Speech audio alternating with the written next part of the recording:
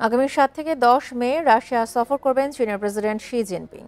রাশিয়ার president Vladimir পুতিনের ব্যক্তিগত আমন্ত্রণে সরকারি সফর করবেন তিনি।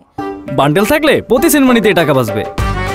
বিকাশ সেনমানি বান্ডেল কিনে জিতুন প্রতি লেনদেনে। রোববার এটি নিশ্চিত করেছে ক্রেমলিন ও চীনা রাষ্ট্রীয় গণমাধ্যম ঝিনহুয়া।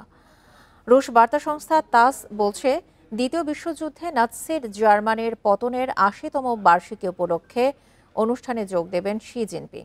৪ দিনের সফরে চীন রাশিয়ার কৌশলগত সম্পর্ক আরও ঘনিষ্ঠ করতে পুতিনের সাথে একান্ত বৈঠক করবেন জিনপিং। পাশাপাশি দুই নেতা বেশ কয়েকটি নথিতে সই করবেন। বিবৃতিতে বলা হয়, বৈঠকে দুদেশের সামগ্রিক ও কৌশলগত অংশীদারত্ব নিয়ে আলোচনা করা হবে। এছাড়া আন্তর্জাতিক ও আঞ্চলিক বিভিন্ন বিষয় নিয়েও আলোচনা হবে।